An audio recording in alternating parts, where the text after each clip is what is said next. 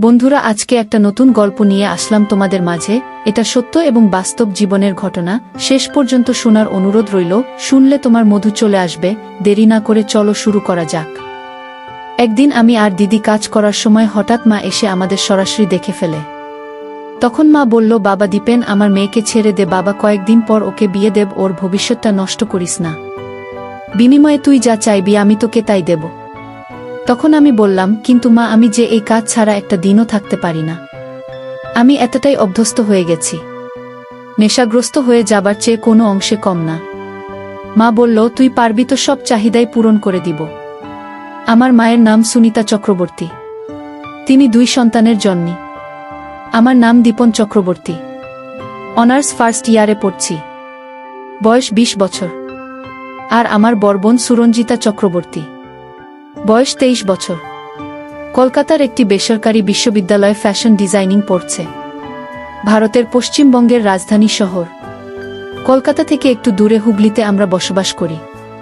কিন্তু আমাদের বাসায় আমাদের খুব কমই থাকা হয়। মায়ের ব্যবসা জনিত কারণে অধিকাংশ সময় কলকাতায় থাকা হয়। আমার মা একজন ডিভোর্সি নারী। প্রেমের বিয়ে হলেও আজ থেকে 15 বছর আগে আমার বাবা মায়ের ডিভোর্স হয়ে যায়। এর পেছনে আমার বাবার দোষ বেশি ছিল। তিনি 1997 সাল থেকে আমেরিকা থাকেন। বাবা বিদেশ যাবার পর থেকে আমাদের খোঁজ খবর নেওয়া বন্ধ করে দেন। পরে আমরা জানতে পারি বাবা আমেরিকায় ভারতীয় একজন নারীকে বিয়ে করে নতুন সংসার গড়েছেন। বাবা মায়ের ডিভোর্স হওয়ার পর মা আমাদের 2 ভাইবোনকে নিয়ে খুবই মানসিকভাবে ভেঙে পড়েন। প্রেম করে বিয়ে করার কারণে নানা বাড়ির দিক থেকেও মায়ের সম্পর্ক নষ্ট হয়ে যায়। এমন অবস্থায় সামাজিক ও আর্থিকভাবে নিজের একটা শক্ত অবস্থান গড়ে তোলা আমার মায়ের জন্য বিশাল কঠিন হয়ে দাঁড়ায়। ঠিক এরকম অবস্থায় মায়ের পাশে এসে দাঁড়ায় আমার মায়ের আপন জেঠাত ভাই। শুনেছি আমার মায়ের সেই জেঠাত ভাই ছোটবেলা থেকেই মাকে খুবই পছন্দ করত। কিন্তু হিন্দু সমাজে জেঠাতো ভাই বোনদের মধ্যে বিবাহ দেওয়া না হয় বিশ্বাসটা রাগিনী। যাই হোক, মায়ের সেই জেঠাত ভাই কলকাতার একজন প্রভাবশালী রাজনৈতিক ব্যক্তি। তিনি আমার মা বাবার ডিভোর্সের পর ওই হেল্পলেস অবস্থায় আমার মাকে ব্যবসা দাঁড় করাতে সাহায্য করেছিলেন এবং আজও মায়ের উপর বটবৃক্ষ মতো ছায়া দিয়ে যাচ্ছেন।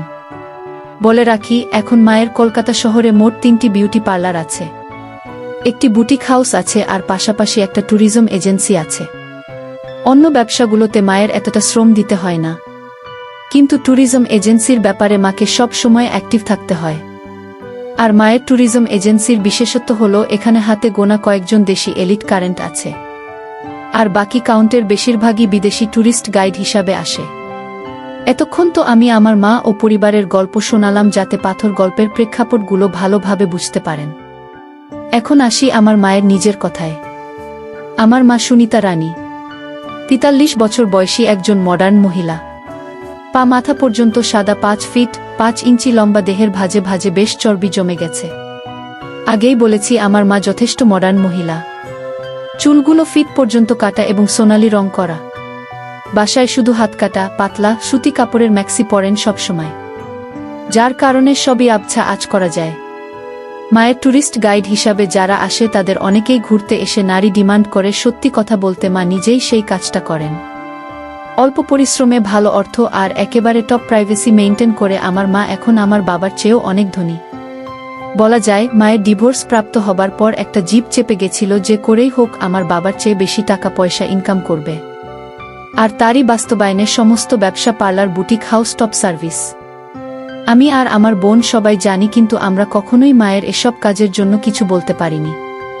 কারণ আজ আমরা যে লাইফস্টাইল লিড করছি তা সবই সম্ভব হয়েছে আমার মা সুমিতা চক্রবর্তীর কারণে।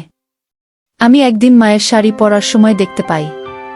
সেই থেকে আমার কল্পনার রানী আমার মা সুমিতা চক্রবর্তী। মা যখন হাতে তখন ঢেউ খেলানো রূপ ধারণ করে থাকে। আর মায়ের আরেকটা ভালো অভ্যাস হলো, উনি সবসময় পরিষ্কার পরিচ্ছন্ন থাকেন। ওই ব্যবসাতে মায়ের পদার্পণ প্রায় 10 বছর হচ্ছে। আমি গত 7-8 বছর হলো জানতে পারলেও আমার দিদির সবই জানত। যখন আমার মা 45 দিনের জন্য বাড়ির বাইরে ট্যুরে যেত কুঠুরির গাইড হিসেবে, তখন আমার দিদিকে সব জানিয়ে যেত, যেন কোনো সমস্যা না হয় আর নিজেদের মধ্যে ভুল বোঝাবুঝি না হয়। যাই হোক, এভাবেই চলছিল সবকিছু।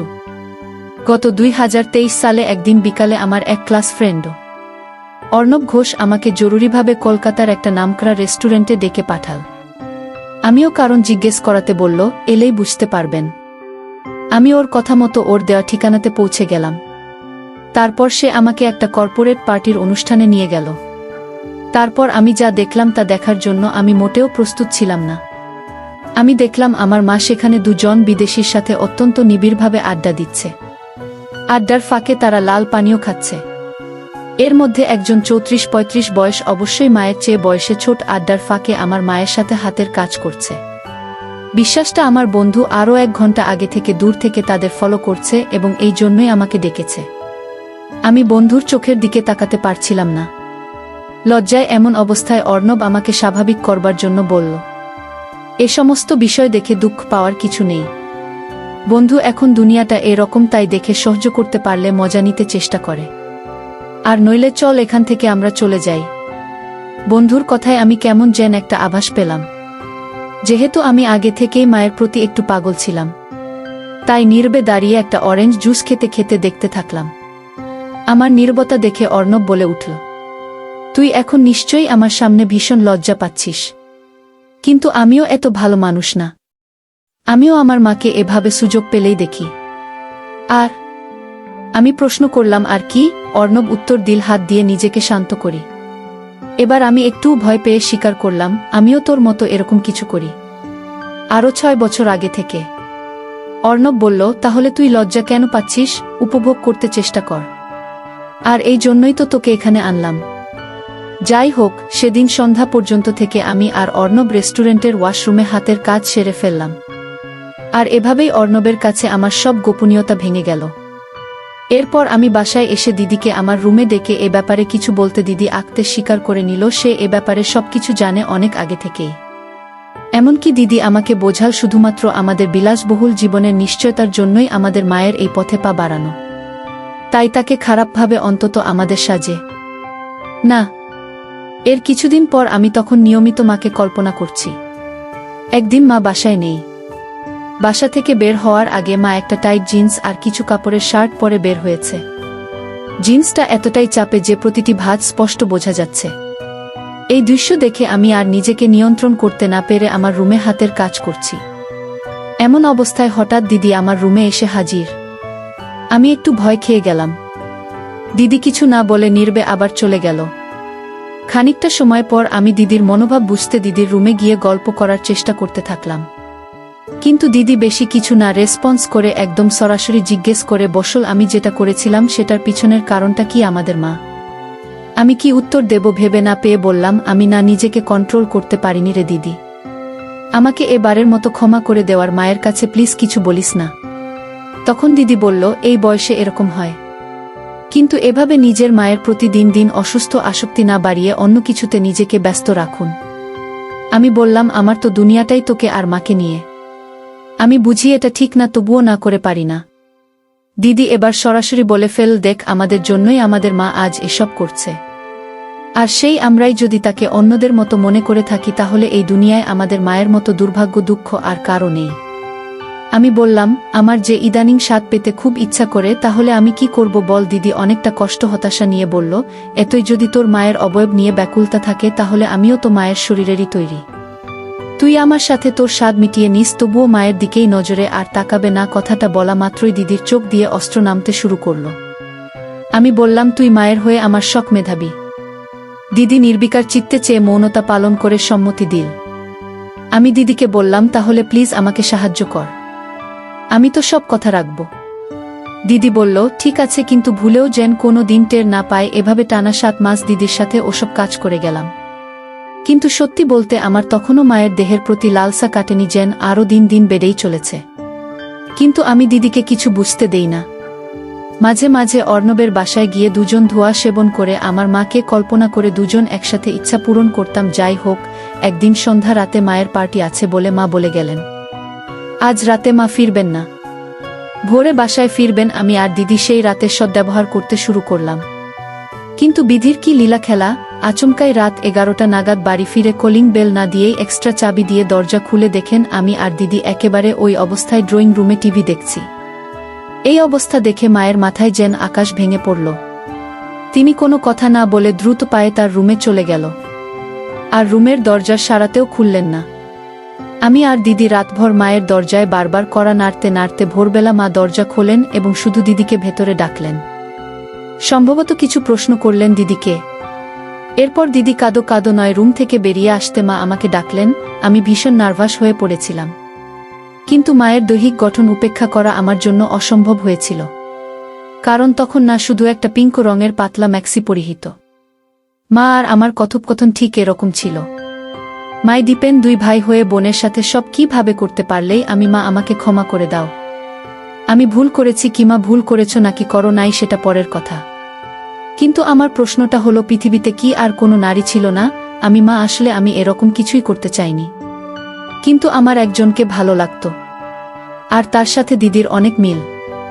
তো আমার পছন্দের মানুষের সাথে এটা কখনো সম্ভব হতো না, বিধায় আমি দিদির মাঝে তাকে খুঁজে নিতে চেষ্টা করেছিলাম। আর এটাই আমার ভুল ছিল। মাকে সেই ব্যক্তি যার জন্য তোমার দিদির মাঝে তাকে খুঁজে নিতে হলো, চুপ করে থেকো না। আমি উত্তর চাই, নইলে আমি বাড়ি ছেড়ে আজীবনের জন্য চলে যাব। আমি বলতে পারবো না তোমাকে কিমা, একবারও ভেবে দেখনি তোমার দিদিকে নিয়ে আমার কত স্বপ্ন? ওর একটা ভবিষ্যৎ আছে, ওর বাকিটা জীবন পড়ে আছে। ওকে নিয়ে আমি কত স্বপ্ন দেখেছিলাম, একটা ভালো পরিবারে বিয়ে দেব, ওর জীবনটা গুছিয়ে দেব। তোমাদের এসব কর্মকাণ্ড বাইরের মানুষ জানতে পারলে বিষ খেয়ে মরা ছাড়া আমার আর কোনো উপায় থাকবে না। ঘিমা, আমি উত্তর চাই, দিবেন? আমাকে উত্তর দাও। মা আমাকে ক্ষমা করো। আমি আসলে তোমাকে ওর মাঝে খুঁজে নিতে চেয়েছিলাম। মা মানে, আমি তোমার রূপ সাজসজ্জা আমাকে বিমোহিত করে ফেলেছিল, যার প্রভাব দিদি টের পেয়ে নিজেকে আমার কাছে সঁপে দিয়েছে। তবুও যেন আমি এই পথে আর পা না বাড়াই। দিদির কোনো দোষ নেই মা, দোষ সব আমার। কি মা, কি তুমি আমার ছেলে দিবেন? তুমি কি বলছো বুঝছো? তুমি আমাকে আর 5টা মেয়ের সাথে গুলিয়ে ফেলেছ। আমি না তোমার জন্মদাত্রী মা, আমাকেও তুমি দৃষ্টিতে দেখো। আমার ভুল হয়ে গেছে মা, এবার ভগবানের দয়ায় নিজের বোনের ভবিষ্যতের কথা ভেবে এগুলো বন্ধ করো, নইলে ওকে বিয়ে দেওয়া মুশকিল হয়ে যাবে। তাহলে আমি এই অভ্যাস ত্যাগ করব কি করে মা? তুমি বলে দাও মা, কতদিন ধরে এসব কাজ করে চলেছ তোমরা? আমি প্রায় 6-7 মাস। মা, তুমি যে ওকে প্র্যাকটিস করে দাওনি এটাই কপাল। না, আমরা কোনোদিন কাউকে বুঝতে দিতাম না। কি মা, আমার দিদিকে বলো তো, দিবেন? তুমি কি আমাকে আর আমার মেয়েকে তোমার ওই কুদৃষ্টি থেকে মুক্তি দিতে পারবে? আমি একেবারেই নিশ্চুপ মা, জীবনে আর কি কি পরীক্ষা দিতে হবে আমাকে কে জানে। আমি যদি আমার মেয়ের সতীর্থ ভিক্ষা চাই তোমার কাছে, তুমি কি এটুকু দয়া করতে পারবে আমাদের? কিন্তু মা, আমি যে ওগুলো ছাড়া একটা দিনও থাকতে পারি না, এতটাই অভ্যস্ত হয়ে গেছি। নেশাগ্রস্ত হয়ে যাওয়ার চেয়ে কোনো অংশে কম নয়। মা, আমার মেয়েকে ছেড়ে দে বাবা, ওর ভবিষ্যৎ নষ্ট করিস না। বিনিময়ে যা চাইবি আমি তোকে তাই দেব। বন্ধুরা, ভিডিও মাঝখানে একটা কথা বলতে চাই। আমি তোমাদের আনন্দ দেওয়ার জন্য খুব কষ্ট করে ভিডিও বানাই, তাই তোমাদের কাছে অনুরোধ থাকবে অবশ্যই এই ভিডিওটি দেখে একটি লাইক করবে এবং চ্যানেলটি সাবস্ক্রাইব করে পাশে থাকবে। আমি একটু ভয় নিয়ে বললাম, যদি আমি তোমাকে চাই এর বিনিময়ে মা, তুমি পারবে তোমার চাহিদা আমার সাথে পূরণ করতে? আর এতে কি আমার মেয়েটা তোমার থেকে নিস্তার পাবে? আমি চুপ করে দাঁড়িয়ে মায়ের মাথা থেকে পা দেখতে থাকলাম আর মনের অজান্তে হাসু চোখ ভঙ্গি দিয়ে ফেললাম। মা অনেকটা ঘৃণা ও অবজ্ঞার সাথে এগিয়ে গিয়ে দরজার লোকটা লাগিয়ে দিয়ে আমার দিকে ঘুরে বললেন, কথা দাও আমি এখন যা বলবো তুমি অক্ষরে অক্ষরে তা মেনে নেবে। বলো মা, আমি মেনে নেব। কি মা, এই যে এতক্ষণ আমি তোমাকে এতগুলো কথা বললাম তার শুনেছ কিনা জানি না, কিন্তু তোমার মনোযোগ যে আমার দিকে, এটা সত্য। আমি আবার ও চুপচাপ মাথা নিচু করে দাঁড়িয়ে থাকলাম। এবার মা আরো কড়া গলায় বলে উঠলেন, কি করতে চাও তুমি আমার সাথে? আমি বয়স্ক ছেলে মেয়ে যা করে। মা এবার একটু গম্ভীর কণ্ঠে বলে উঠলেন, চালাও তোমার পশুত্ব, তোমার মায়ের সাথে যা ইচ্ছে করো, কিন্তু আমার মেয়ের দিকে আর কোনোদিন চোখ তুলে তাকাতে পারবে না। আর যদি তা না মানো, আমি তোমাকে দিয়ে বলছি, আমি নিজেকে নিজে শেষ করব, আর তার জন্য দায়ী থাকবে তুমি। মায়ের চোখের দিকে তাকিয়ে বুঝলাম প্রথমে রাগ নিয়ে সূত্রপাত হলেও তিনি একটু লজ্জা পাচ্ছেন। এরপর আমি আর কোনো কিছু না ভেবে মায়ের দিকে মনোনিবেশ করলাম। 2 পা এগোতেই দরজার উপাস থেকে আমার দিদি হাউ মাউ করে কাঁদতে কাঁদতে ঘরে ঢুকে পড়ল। দিদি বারবার অনুনয় বিনয় করে আমাকে বলছে, সব দোষ আমার মা, আমার জন্য তুমি এত বড় ভুল করো না। তারপর দিদি আমাকে জড়িয়ে ধরে কাঁদতে কাঁদতে বলতে থাকল, ভাই প্লিজ, তোর যা ইচ্ছে আমার সাথে করো, তবুও মায়ের সাথে এমন কিছু করিস না আগে। এদিকে আমি দিদিকে বললাম, না দিদি, আমি মাকে কথা দিয়েছি আমি তোর দিকে আর চোখ তুলেও তাকাবে না আগে। মনে মনে আমি ভাবছি আজকের এই সুযোগ আমার কোনোভাবেই হাতছাড়া করা যাবে না। দিদি তখন ঘটনাস্থলে দাঁড়িয়ে কেঁদে চলেছে। এক পর্যায়ে মা নিজেই দিদিকে উদ্দেশ্য করে বলে উঠলেন, উফ, এত ভোরবেলা আশপাশের এলাকার মানুষ জড়ো করবি নাকি? নিজের অপরাধের জন্য যদি এতই অনুতপ্ত বোধ হয় তাহলে তুই তোর রুমে গিয়ে যা খুশি করব। সাথে সাথে আমার মাথায় একটা দুষ্টু বুদ্ধি খেলে গেল। যেহেতু দিদি আর আমার মাঝে গোপন কিছু নেই, আর আমাদের মায়েরও দিদির সামনে কোনো রকম ইতস্তত বোধ দেখছি না, তাহলে দিদিকে আমাদের কর্মকাণ্ডের সাক্ষী বানিয়ে নেই। তাই আমি মাকে বললাম, মা, ভুলেও এখন দিদিকে একা ঘরে পাঠিও না। হঠাৎ যদি আত্মঘাতী কোনো ঘটনা ঘটিয়ে ফেলে। এটা শুনে সাথে সাথে দিদিকে উদ্দেশ্য করে মায়ের আদেশ, না খুকি, তুই কোথাও যেতে পারবি না। তুই এখন যা যা ঘটবে তা পুরোটা বসে দেখবি। নিজের ভাইয়ের সাথে পাপাচার করতে পেরেছ আর তার প্রায়শ্চিত্ত করতে পারবে না, তা তো হবে না। এই কথা শুনে দিদি হতভাগা মায়ের রুমের সোফায় চুপচাপ বসে সবকিছু অবলোকন করতে থাকল। মা যেন আমার প্রতিটি পদক্ষেপ সম্পর্কে আগে থেকেই অভুক্ত। আমি দিদির দিকে তাকিয়ে দেখলাম দিদি প্রথমে কান্নাকাটি করলেও এখন বোধহয় অনুভূতি নেওয়া শুরু করেছে। দিদিকে বললাম, দিদি, আর যদি আমি এখানে পুরোটা সম্পূর্ণ করি তোর কোনো আপত্তি আছে? দিদি মাথা নাড়িয়ে কিনা সূচক উত্তর দিল। কিন্তু আমি বুঝতে পারছি আমাদের কর্মকাণ্ড দেখে দিদির খুব ইচ্ছে জেগেছে। তাই আমি লজ্জাশ্রম ত্যাগ করে মায়ের কাছে বিশ্বাসটা উপস্থাপন করলাম। এভাবে যে দেখো মা, তুমিও একজন নারী দিদি ও আরেকজন নারী। আমাদের কর্মকাণ্ডের ফলে দিদির ভেতরেও তো কোনো সুপ্ত ইচ্ছা জাগতে পারে। হ্যাঁ, আমি তোমার মেয়েকে স্পর্শ করব না, তোমাকে কথা দিয়েছি। কিন্তু ও নিজে থেকে যদি নিজের জ্বালা মিটিয়ে নিতে পারে তাহলে তো আমাদের কোনো আপত্তি থাকা উচিত নয়, তাই না? মা দিদির চোখের দিকে তাকিয়ে দেখে তার সারা মুখ লাল হয়ে গেছে। তাই মা দিদিকে উদ্দেশ্য করে বললেন, কেউ যদি নিজের ব্যাপার নিজেকে প্রকাশ না করে তবে তাতে কি আমাদের দায়? মানে মা দিদিকে পরোক্ষ অনুমতি দিলেন। আবারও বুঝলাম মা এরকম বিশ্বাসগুলোতে অভ্যস্ত হওয়ায় তেমন কিছুই মনে করল না, শুধু একটু খোঁচা মেরে বলল, এই তাহলে বীরপুরুষের দম। এবার মা দিদির দিকে তাকিয়ে তার ছেলের সাথে বলল, এই মদ নিয়ে আবার জ্বালা মেটাতে এত ব্যাকুলতা? কথাটা শুনে দিদি বরাবরের মতো সোফাতে নির্বিকার চিত্তে নীতি থাকলেও আমার খুবই আত্মসম্মান বোধে লাগল।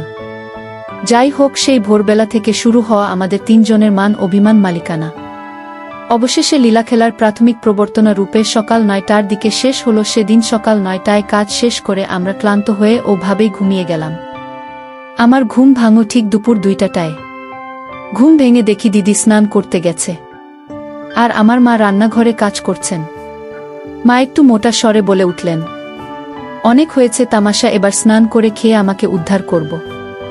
আমি কেন মা, কোনো কাজ আছে নাকি? মা, বিকালে একটু তোর মামার অফিসে যেতে হবে। আজ তোর মা আমার জন্মদিন। আমি শুধু কি তোমার যাবার কথা নাকি অন্যদেরও যাবার কথা আছে? মা, কেন তুই যাবি? চলো না, তোর মামা কত বারো করে তোকে আর তোর দিদিকে নিয়ে যেতে বলে। আমি দিদিকে বলে দেখো, যদি না যায় তাহলে আর কি করার, আমি না হয় বডিগার্ড হিসেবে যাব তোমার সাথে। মা, শোনো না, তোর মামা তো তোর দিদির জন্য একটা পাত্রে প্রস্তাব নিয়ে এসেছে। আমাকে এখনো পুরোটা জানায়নি, কিন্তু বলছে পাত্রটা সব দিক থেকে ভালো। কিন্তু সমস্যা একটাই, বয়সটা একটু বেশি। আমি যার জন্য পাত্র দেখছো তাকে জিজ্ঞেস করেই দেখো তার মতামত কি। আমি জানি আমার দিদি আমার বন্ধু অর্ণবকে মনে মনে পছন্দ করে, অন্যদিকে বেশ পছন্দ করে। টুকটাক প্রাথমিক পর্যায়ের প্রেমও চলছে ওদের মাঝে। যদিও অন্যবার আমি সমবয়সী, তার মানে অর্ণব দিদির চেয়ে ৩ বছরের ছোট। অর্ণবের পরিবার যথেষ্ট অভিজাত হলেও শুধুমাত্র বয়সের কারণে বিশ্বাসটা আলোর দিতে পারছে না। মা, তোর দিদি তো কিছু বলে না? তুই একটু দেখ না তোর দিদির আসলে মতিগতি কি। আমি ঠিক আছে মা, আমি যদি কোনো পাত্রের সম্বন্ধ নিয়ে আসি আর দিদি যদি তাতে রাজি থাকে তাহলে তোমার কি আপত্তি থাকবে? মা, দেখ, তোর দিদি যদি রাজি থাকে আর পাত্রের পরিবার ভালো হয় তাহলে আমার কেন আপত্তি থাকবে? এই বলে আমার স্নান করতে চলে গেল।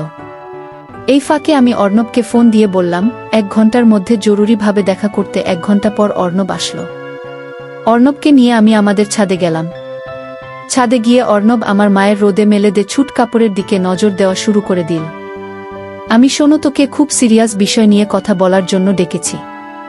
অর্ণব, কিরে? মাসিমাকে লাইনে আনতে পেরেছি সে নাকি? আমি, সেটা পরের কথা, আগে বলতো দিদি, আর তোর ব্যাপারটা কতটা সিরিয়াস? তোরা কি একে অন্যকে বিয়ে করার ব্যাপারে প্রতিশ্রুতিবদ্ধ? অর্ণব, দেখবেন, তোকে তো লুকনোর কিছু নেই। তুই তো জানিস আমি তোর মায়ের জন্য মরতেও পারি। সম্ভব হলে তোর বোনকে আর তোর মাকে একসাথে বিয়ে করতাম আমি। তুই যদি তোর বাসায় আজকালের মধ্যে ম্যানেজ করে আমার বোনকে বিয়ে করতে পারিস তাহলে আমি তোকে কথা দিচ্ছি, আমার ঘরের সব তোর সামনে খুলে দেওয়ার দায়িত্ব আমার ও অর্ণব। সব মানে মাসিমাও আমি ধরে নেই, তাই তবে ধৈর্য রাখতে হবে। অর্ণব, তুই তো জানিস আমার বাড়িতে আমার বাবা ছাড়া কেউই নেই, আর বাবাও মেরিন ইঞ্জিনিয়ার। বছরে 34 মাসের জন্য ছুটি পায়, তাই এসব ব্যাপারে আমার মতামতই ফাইনাল। কিন্তু আমার আর তোর দিদির যে বয়সের পার্থক্য, এটা তুই তোর বাসায় ম্যানেজ করতে পারবে কি? আমি সেটা আমার উপর ছেড়ে দেখেই বলে অর্ণব। আর আমার আলাপচারিতা শেষ করে বাসায় ঢুকে দেখি আমার মা তার প্রেমিকের বাড়িতে যাবে বলে সেজেগুজে বসে আছে। আমি, মা তোমাকে তো হে সুন্দরী লাগছে। সুন্দরী শব্দটা আসলে এখানে মানাচ্ছে না, অন্য কিছু হবে কি? মা, সুন্দরী শব্দটা মানাচ্ছে না, তাহলে কোন শব্দটা মানাবে শুনি? আমি, ওই শব্দটা এখানে সবচেয়ে বেশি ভালো মানাবে কি মা? তোর যেমন পারফরম্যান্স, তাতে সুন্দরী শব্দটা তোর মুখে মানায়। আজ ভোরের বিশ্বাসটা ইঙ্গিত করে আমি, তা তোমার কাজের ওখানে তুমি আর দিদি তো যাচ্ছ নাকি মা? তোর দিদি নাকি পিরিয়ড হয়েছে, তাই তোকে যেতে হবে আমার সাথে গো। আমি, ঠিক আছে, কি আর করা, চলো তাহলে গাড়িতে উঠে। আমি মাকে বললাম দিদি নাকি বয়স্ক ছেলে বিয়ের জন্য পছন্দ নয়। দিদি চায় তার জামাই তার চেয়ে 23 বছরের ছোট হোক, এতে নাকি অনেক লম্বা সময় ধরে তারা উপভোগ করতে পারবে, আর ছেলেটার উপরেও দিদির একটা ডমিন্যান্স বজায় থাকবে। আসলে দিদির সাথে নতুন করে এই বিষয়ে আমার কোনো কথাই বলার প্রয়োজন হয়নি, কারণ আমি দিদি অর্ণবের প্রেমের বিশ্বাসটা একেবারে শুরু থেকেই জানি মা। তা না হয় ওর কথা মানলাম, কিন্তু এরকম বয়সের পার্থক্য এবং ভাল ফ্যামিলির ছেলে কোথায় পাবো আমি? মা, তুমি উভোজ দিলে আমি একজনের কথা বলতে পারি। মা, বল দেখি। আমি, আমার বন্ধু অর্ণবকে তো চেনো, ওর পরিবারের ব্যাপারেও আমাদের নতুন করে জানবার মতো কিছু কি আছে? আর দ্বিতীয়, দেখেছি অর্ণবকে বেশ পছন্দ করে কি মা, কিন্তু অর্ণবের বাবা কি মানবে? আমি, তোমার দিক থেকে কোনো আপত্তি না থাকলে আমি বিষয়টা নিয়ে সিরিয়াসলি খোঁজ নিয়ে দেখতে পারি। এরপর কেটে গেল 1 মাস। সেই 1 মাসে আমার মা সুমিতা চক্রবর্তী মাত্র 7 দিন বাড়িতে ছিল। বাকি দিনগুলো 2 জন জাপানি ক্লায়েন্টের সাথে কাটিয়ে বেশ ভালো টাকা কামিয়েছেন। আজ অর্ণব দিদির বিয়ে হলো, দুজনেই বেশ খুশি। অন্য একটু বেশি খুশি যেটা আমি শুধু জানি, আজ দিদিমার অর্ণবের ফুলসজ্জার রাত। এই সুযোগে আমিও মায়ের কাছে দাবি করেছি, দেখো মা, আমি আমার কথা রেখেছি। তোমার মেয়ের বিয়ের চিন্তাও তোমার আর নেই, এবার আমাকে তোমার সবটুকু মধু খেতে দিতে হবে গোমা। তাই বলে মেয়ের ফুলসজ্জার রাতেই মা ছেলের ফুলসজ্জা হবে। জামাই বাবা যদি কিছু টের পেয়ে যায়, ওরা ওদের কাজ নিয়ে মশগুল থাকবে, নাকি তোমার আমার ঘরে আড়ি পেতে বসে থাকবে? মা, আচ্ছা ঠিক আছে, রাতে তুই আমার ঘরে ঘুমাবে তাহলে। আমি, শুধু এটুকু তো হবে না? তুমি তোমার কাণ্ডের জন্য যেভাবে সাজসজ্জা করো, আজ তুমি আমার জন্য একইভাবে প্রস্তুত হয়ে থাকবে। এটা তোমাকে মানতেই হবে কি না? হায় ভগবান! আচ্ছা, যা মানলাম, মহারাজের আর্জি। এবার খুশি তো। হঠাৎ রাত 2টার সময় পাশের রুম থেকে এখন দিদি ফোন দিল। ভাবতে ভাবতে আমরা নিজেদের কিছুটা সামলে নিলাম। তারপর ফোন কল ব্যাক করতেই আরেক কাহিনীর সূত্রপাত। ফোনের ও পাশ থেকে দিদির কান্না শুনে বুঝলাম কিছু একটা ঘটেছে। আমরা রুম থেকে বেরিয়ে দিদির রুমের সামনে যেতেই দেখি দিদি দরজায় দাঁড়িয়ে কাঁদছে। তারপর দিদি কাঁদতে কাঁদতে মায়ের কাছে রক্তে তার স্বামীর সাথে কথা বলতে রুমে যেতে বলল। মা ওই অবস্থাতেই অর্ণবের কাছে গিয়ে কি ব্যাপার, কি হয়েছে টাইপ কিছু প্রশ্ন করতেই অর্ণব আমাকে ডাক দিল।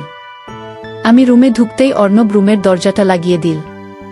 তারপর আমাকে সামনে রেখে অর্ণব তার পুরো মনোবাসনা মায়ের কাছে খুলে বলল, সাথে এটাও বলে দিল, দেখুন মা, আপনার ছেলে আমার সবচেয়ে প্রিয় বন্ধু, আর তাই ওকে আমি সবকিছুই শেয়ার করি, ঠিক যেন আমার সবকিছু শেয়ার করে। আপনি যেন ভাববেন না আপনার ছেলের সামনে আপনি মুখ দেখাবেন কি করে। এরপর মা 2 মিনিট শান্ত থেকে আমাকে থমথমে গলায় বললেন, দীপেন, রুমের দরজাটা লাগিয়ে তোর দিদির সাথে বসে কথা বল, আমি 30 মিনিট পর আসছি। আমি ওর সাথে সাথে রুম থেকে বের হয়ে মৃদু হাসি দিয়ে মনে মনে বললাম, সাবাস অর্ণব। এরপর আমি দিদির সাথে বসে আড্ডা দিচ্ছি আর লাল পানি খাচ্ছি। দিদি বিয়ের আগে থেকেই জানত অর্ণব কি চায়, তাই অর্ণবের প্ল্যান অনুযায়ী মিথ্যে অভিনয় করে এভাবে অর্ণবকেও মায়ের নিতে সাহায্য করে দিল। 1.5 ঘন্টা পর মা দিদির বাসর ঘর থেকে নিজের ঘরের বাথরুমে চলে গেল স্নান করতে। প্রিয় বন্ধুরা, আজকের গল্পটা এখানেই শেষ করলাম। ভালো লাগলে চ্যানেলটি সাবস্ক্রাইব করে পাশে থাকবে।